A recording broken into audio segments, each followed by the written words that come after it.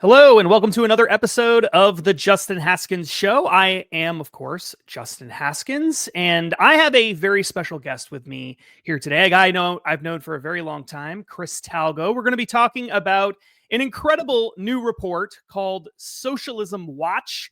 It's about the 2024 election, how socialists performed in the 2024 election, not just at the federal level, but also at the state level and on various other election-related things.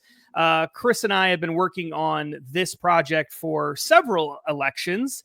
You're not going to want to miss it. It's incredibly interesting stuff, so stay tuned to that. But before we bring in Chris, a quick call to action. If you like freedom, if you care about your country, I need your help. It's not going to cost any money at all, just a little bit of your time. Please subscribe to the channel, like this video, leave a comment. All of these things are going to help more people see this content. It's going to help break through those big tech algorithms that hold content like this back. So please just take a moment to like the video, subscribe, and of course, to leave a comment. Let us know what you think of the report. Let us know what you think socialists are going to do in the wake of Donald Trump winning the election and Republicans taking over Congress. I read all of the comments. I don't respond to all the comments, but I read all the comments. So please leave those comments. And like I said, like and subscribe to the video. All right, let's get right to it. We're going to bring Chris into the screen here. Hello, Chris. How are you? Hey, good to be here. Yeah, it's great having you on the show. Chris and I have worked together for many, many years. I don't even know how many years. You might know how many years. Is it 7, 8? It's almost like that, 8 right? now. Almost 8 years, yeah. Almost 8, yeah. When we get 10, I'm going to have to buy you an anniversary gift or something. I don't know. As I mentioned in the lead up, we've been working on this Socialism Watch project for a long time.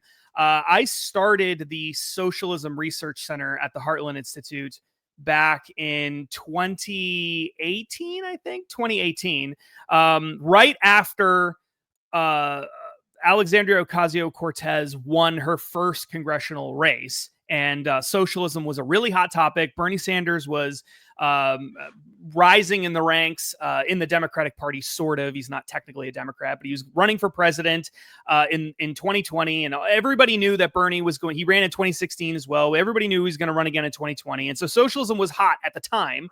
And one of the first things we started doing as part of the Socialism Research Center, which has now transformed into the Emerging Issues Center at the Heartland Institute, is pay attention to how socialists are doing in elections, not just at the federal level, but at the state level.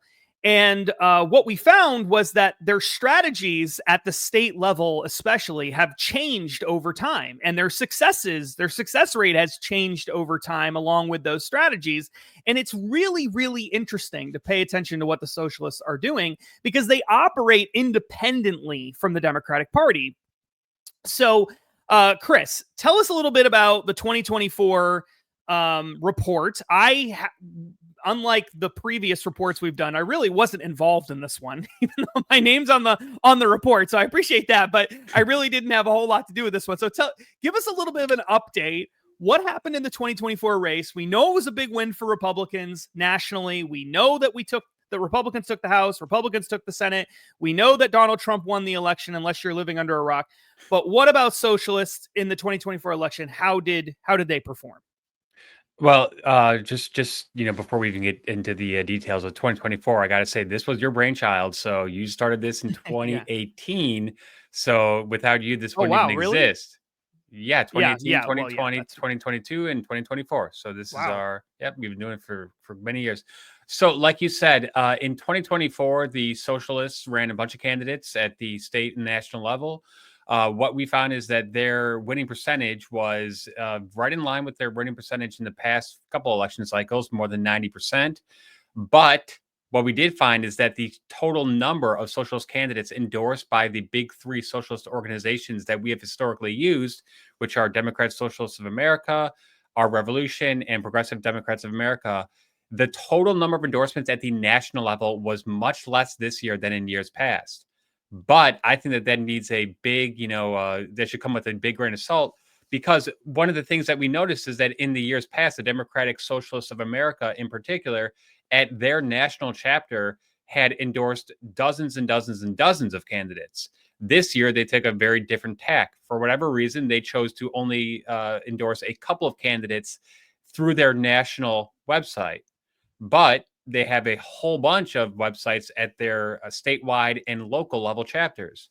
So we did look at a bunch of those, and they, are in places like Chicago, in Detroit, in California. I think they have a statewide website, and at those levels, they did endorse a bunch of candidates.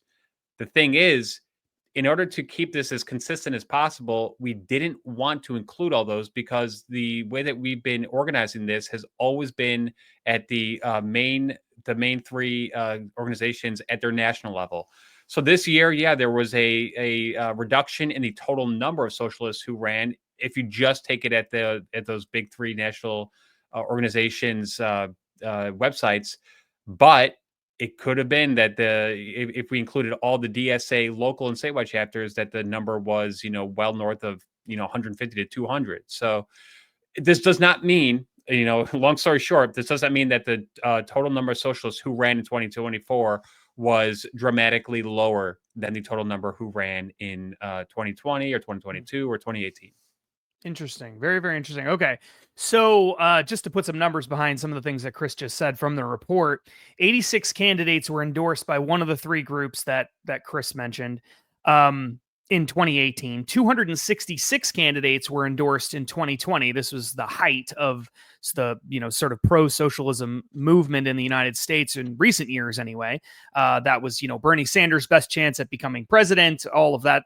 And then in 2022, it dropped way off down to 132. And now, as Chris said, it was 51 endorsed in 2024. So I guess my question is, when I remember from the report, when we saw a real change happen from 2018 to 2020, and then in 2020 and 2022 was kind of a similar strategy. But one of the big changes that we saw was that the success rate in 2018 for socialist candidates was not very good.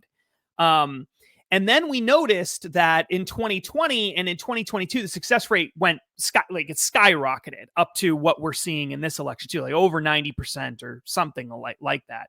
And the reason for it seemed, was they started being much more selective about where they were endorsing their candidates. So instead of just endorsing them all over the place, wherever they could find a socialist, which might be in a red district where the socialist has no chance of winning, they started only endorsing candidates that they thought could win.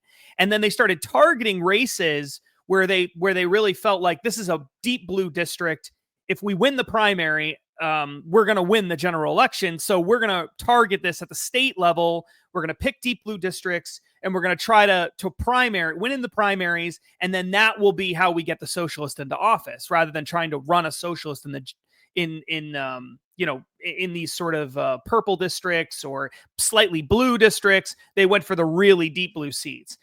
Yep. So there was a real clear strategy shift, and that resulted in a success rate increasing. So I guess, do you think this is the result of a strategy change, this significant drop off in the number of candidates being endorsed? Because, as you said, it looks like at the sort of local chapter level of some of these groups, they are still endorsing a lot of candidates. So why wouldn't they do this at the national level? Why wouldn't they use the national organization and the national resources to endorse these candidates? Do you think it's a strategy thing?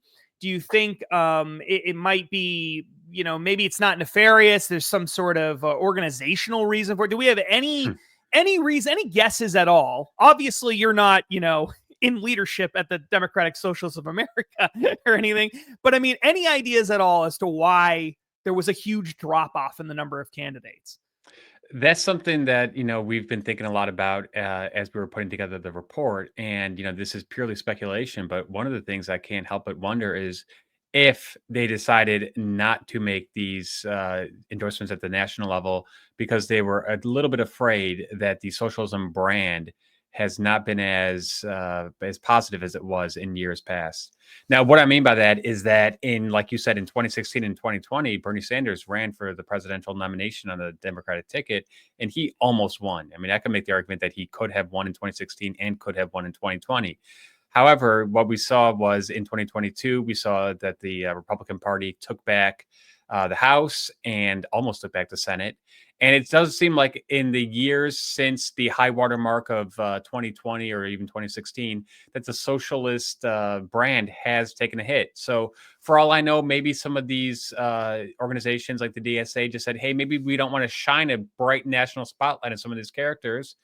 Or, and once again, I mean, I'm just kind of guessing here, it could just be laziness.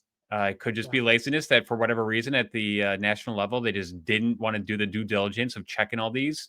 It was interesting because at the national level, they did make a bunch of endorsements in terms of state ballot measures. So there were a bunch of those, but in terms of the candidates, for whatever reason, they just chose not to.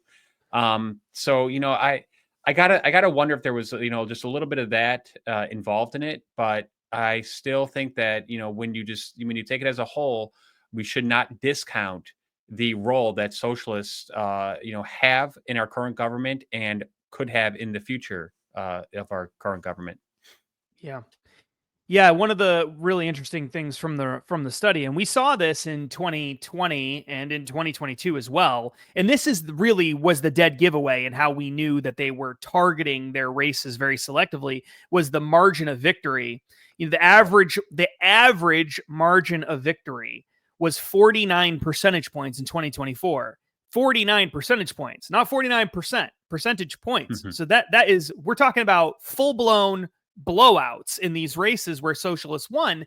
And what that means is that they're only picking the places where they're going to, it's a guaranteed win if they can win in the primary. And so that's still clearly the strategy. That was the strategy in 2020, and that was the strategy in 2022, and it was a change from 2018. But the reduction in the number of candidates also does appear to be a strategy. And so I mean, I would love to know, if you mentioned the possibility of laziness, I wonder if there might be money problems at some of these organizations at the national level. And maybe it has something to do with just, they don't even have the staff anymore at the national level for this sort of thing. I truly don't know. But it's something we could probably look into a little bit. The problem with money stuff is, as you know, Chris, it's like all the publicly available reports about nonprofit funding and that kind of stuff is things that doesn't come out right away. You got to wait a lot of times for that. And so even for some political organizations, it's not always right away that you get it. But we should take a deep dive into that and see if there is any kind of record that we can find that might indicate that maybe they're hemorrhaging money. Maybe that's the reason why they reduced. Well, I do have one other point to make there. So I'm not I mean, I'm not sure if the Democratic Socialists of America are, in a tight money crunch here, but I do know that they've recently launched a Young Democratic Socialists of America website, and that they're really pouring resources into that. So it makes me wonder if, hey, they're saying maybe the future is making sure that the younger generation embraces the socialist values, because maybe they do realize that, hey, many adults, maybe 40, 50, 60-year-olds still understand that socialism is a very bad thing. They remember the Cold War, they remember the Soviet Union, the totalitarianism. But these young Americans, and this is something that that we've been talking about for many years, they do not understand that. They did not grow up in a Cold War world. So to them, socialism is this novel concept in some ways, that, well, if we can just do it right in the United States of America, then all the inequality and all the bad stuff is just gonna evaporate. But we know that's obviously not the case. So that's just one thing that I do consider. Yeah. Yeah, it's really interesting. So taking a look at some of these races that were tracked, one of the things that will stand out right away is that, and this wasn't necessarily the case before, which leads, we don't have I should have probably had the report ready for 2022 on here, but I remember from memory that some of the states that were the focus in 2022 are not the focus in 2024.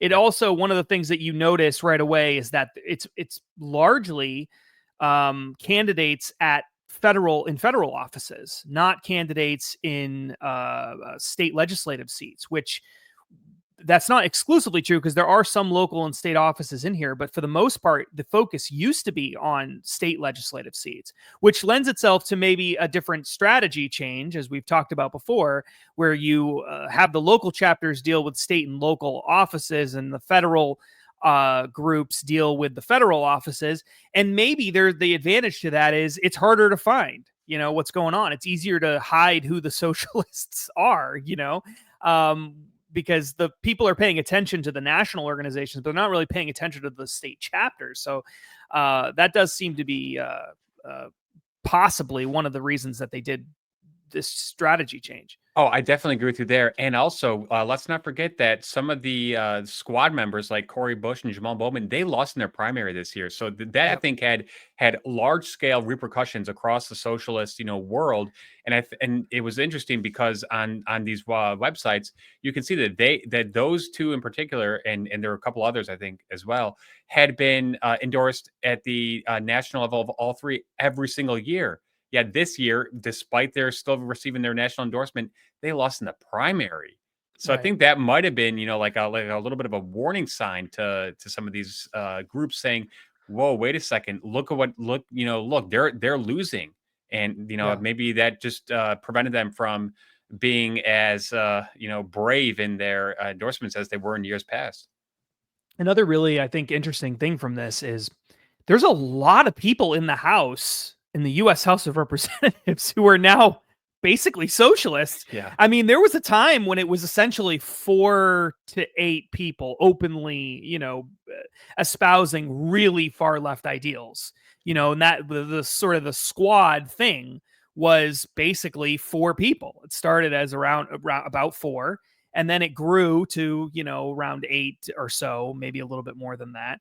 And now it seems like there's all sorts of people in all across the country too. I mean, there's some of these people are in Texas. Greg Kazar, I guess you could say, Lloyd Dodgett. These are both members of the U.S. House from Texas. From Texas, right. Yeah, you've got the Michigan House, obviously Rashida Tlaib there. You have Debbie Dingell, also from Michigan. I mean, Michigan's not a far left state, but now they've got 2 far left, extremely far left congresswomen. California has several, which is not shocking, but some of these people are not people that you ever hear about, like Judy Chu, for example, and Derek Marshall. I mean, these are not household names by any stretch of the imagination. And like I said, if you started out Alma Adams in North Carolina, I mean, again, that's not, North Carolina is not a blue state by any stretch of the imagination. So, it is, when we started doing this, there really weren't a lot of socialists in Congress. There might be at the local level, you might have people who are like that. At the state level, you might have some of that going on. But, you didn't have a ton of people being endorsed by Our Revolution and stuff like that at the federal level. And now you're seeing a lot of it. So one of the questions I have for you moving forward is, let's transition to what's going to happen in the years ahead. So Republicans won the House, but barely. I don't know what the latest count is. Do you happen to know off the top of your head what the latest count is? It keeps changing on me. They have a lead by 1 or 2. 1 or 2. So very, very small.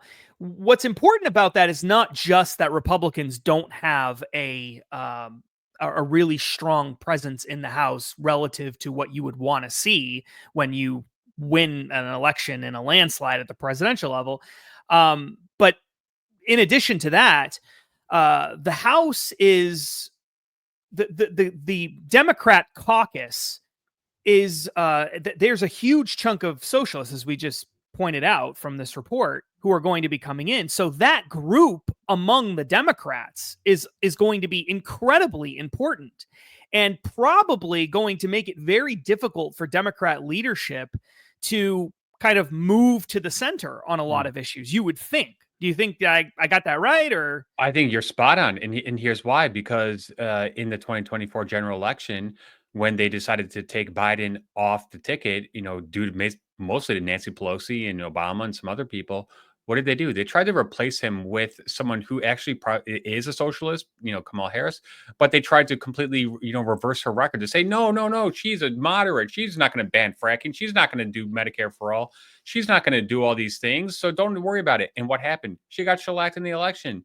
So in the month, or so since that, there has been a lot of talk by, Bernie Sanders and AOC and some of these others saying the reason why we got crushed at the national level, at the presidential level in particular, was because our candidate, had the right message, but just didn't, spout the message. So what they're saying is, what, actually, if we had really stuck with our roots and stuck with our guns here and really done what we and campaigned on that socialist platform, we probably would have won. And here's one piece of evidence that is actually, I think, pretty interesting in that. When you look at New York City in AOC's district, a bunch of people voted for Donald Trump and then voted for AOC. And I saw a bunch of men on the street and women on the street interviews saying, why did you do this? And they're saying, well, that's because Donald Trump, he understands. He understands my, what I need and my plight. AOC does too. But Kamala Harris, she didn't get that at all. She's part of the establishment. She's part of the problem. So that's why I'm of the impression that the Democrat Party is going through that transformative process that the Republican Party went through in 2015-16. But let's always remember that that process was a long, drawn-out process. You had the establishment Republicans saying, no, no, no, we're not on board with this, populist, conservative agenda. We kind of like things the way they are, with, corporations having a big say and just free and fair trade, even though it wasn't free or fair, but just like all that kind of stuff. So, it took 8 long years for the GOP establishment to really finally come to terms and just accept that, what, we've been replaced by this new agenda. I think the Democrat Party is in the midst of that. And I think they've been in the midst of it since 2016 as well. But somehow, some way, they have just, not been able to have that, that breakthrough moment. And that's why I do think that in the years to come, whether it's 2028, 2032, whatever, that we are going to see a resurgence of the far left, extremist wing of the Democrat Party. And we're already starting to see a little bit with Bernie Sanders coming out and saying, we really need to make some big changes. AOC might even be running for, president in the years to come. So I think that the momentum is with that side of the Democrat Party, the more socialist side, than it is with the establishment as of now. Yeah, no, I think that's spot on. I think that's great. I if I was advising the Democrats, I think what I would tell them to do is to lean into the more populist, tendencies that we're seeing with the American voters right now, to embrace some of these Bernie Sanders policies, the raising of the minimum wage, the, handouts, single payer healthcare, all these things that are more economic focused. I'm not saying those are good policies. You and I both think those policies are terrible. But if I believed those policies were good, I would tell them lean into those policies, but stay away from the really crazy social stuff, which has driven a lot of people out because, common sense people who are looking at, 6'4", 17-year-olds dunking on 5'3" girls in basketball, or wrestling and all this crazy stuff that's been going on with that issue and a whole bunch of other issues. And I think they say, I can't be a part of that. That's nuts. But they are. And the COVID authoritarian type stuff too, I think really drove a lot of people away. But when it comes to economic issues, I do think that the Trump coalition, used to talk about Reagan Democrats. If we're going to talk about Trump Democrats, I think that they are sort of common sense people when it comes to social issues. And I think that's maybe not the best way of describing it, but I think they're middle of the road on social issues. They're sort of common sense people on social issues too. Maybe libertarian is even the right way of saying it, like a libertarian on social issues. But then on economic issues, they are definitively, or in most other issues, definitively anti-establishment, populist, and that's kind of where they are. And I think the evidence for that is, in addition to the stuff that you mentioned earlier, like Joe Rogan is a great example of this. Yep. Joe Rogan and Elon Musk and some of these people. Elon Musk was a big supporter of Barack Obama. Joe Rogan was a big supporter of Bernie Sanders. You and I, we've been involved in this industry for a long time. We look at this and we say, how can anybody vote for Donald Trump and also still have a high opinion of Bernie Sanders? Or how can anybody go from being an Obama voter to being a Trump voter like almost overnight? But it makes sense if you're looking at it through the framework of this populism thing versus elites, rather than policy, economic policy or social policy or something, which is how people in our world tend to think of everything. I don't think that's what's going on here at all. I completely agree, and I think the Joe Rogan going from a Bernie bro in 2016 and 2020 to a Trump voter in 2024, it just tells that story. Because in 2016 and in 2020, Bernie Sanders was bringing up some of the same issues that Donald Trump had brought up in 2015 himself, whether it was the forgotten working man in America, these giant corporations, wielding way too much power. Bernie was honing in on the economic suffering and anxiety that Americans have been experiencing.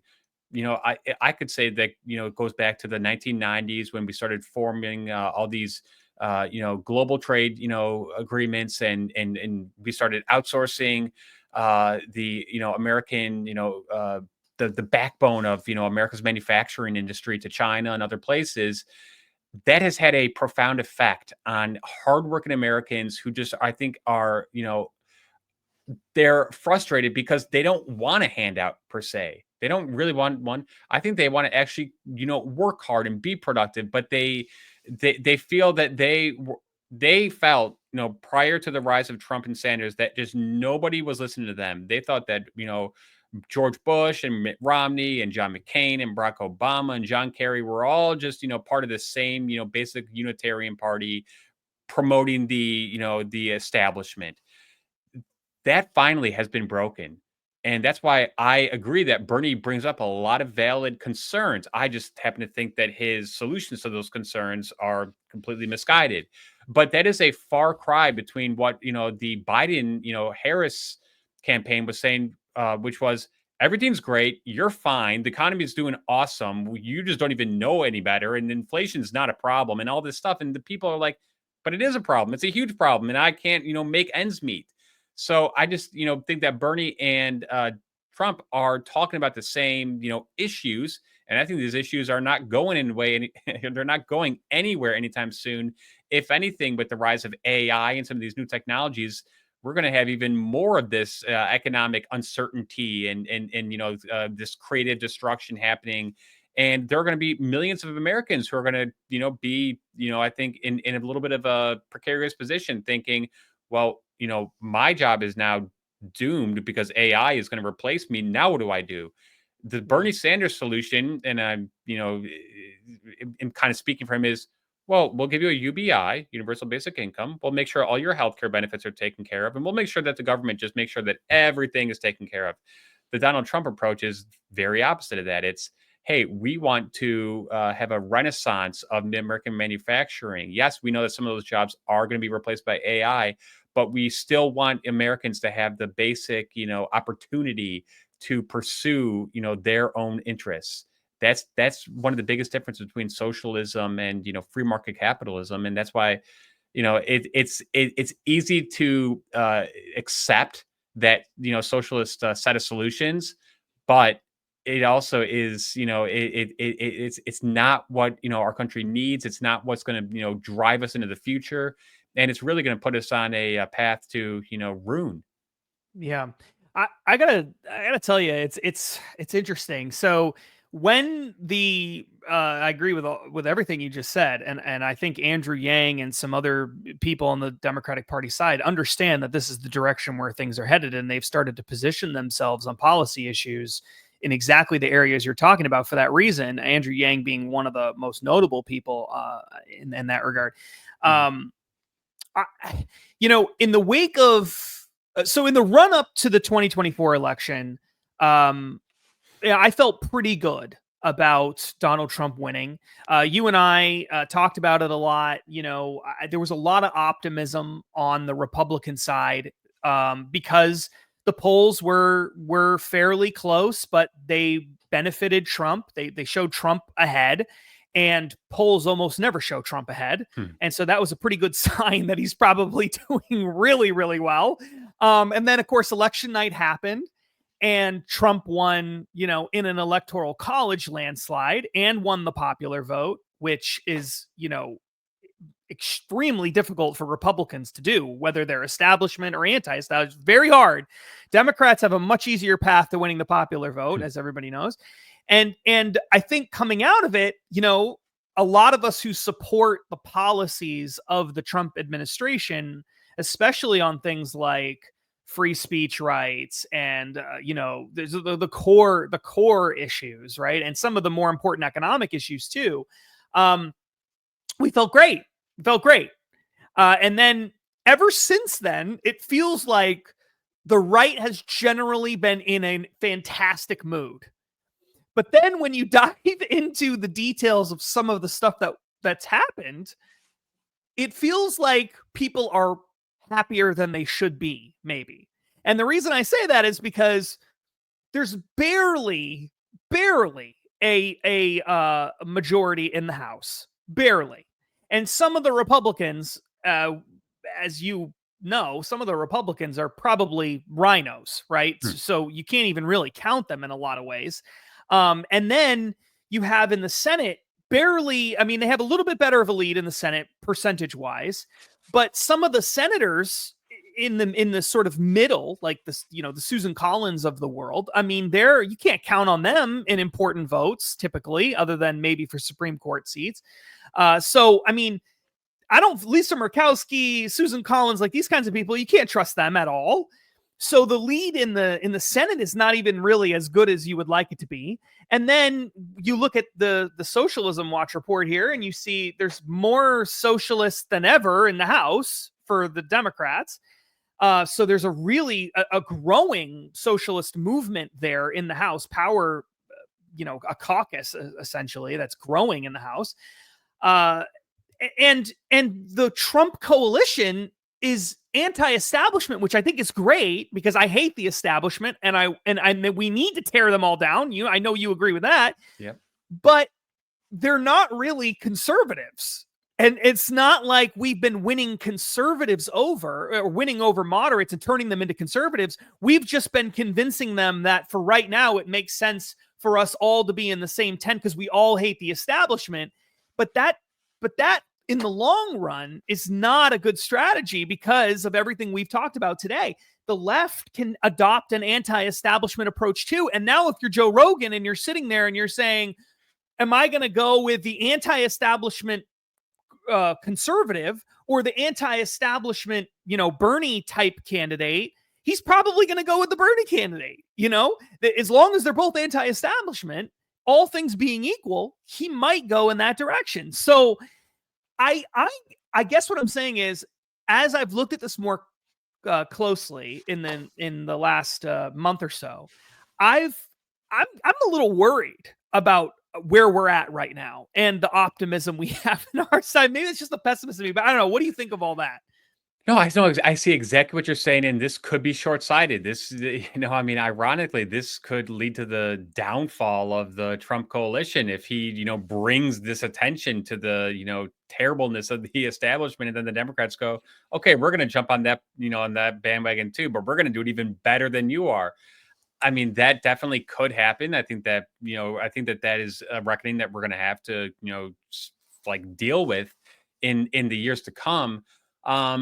It's a fascinating, point. And, as of right now, the Democrat Party still seems like they are in that civil war. I agree with you. I think that, in the long haul, like 10 years from now, that the establishment's going down. I think that, they took quite a bit of hits when Biden, was forced out and just that whole debacle.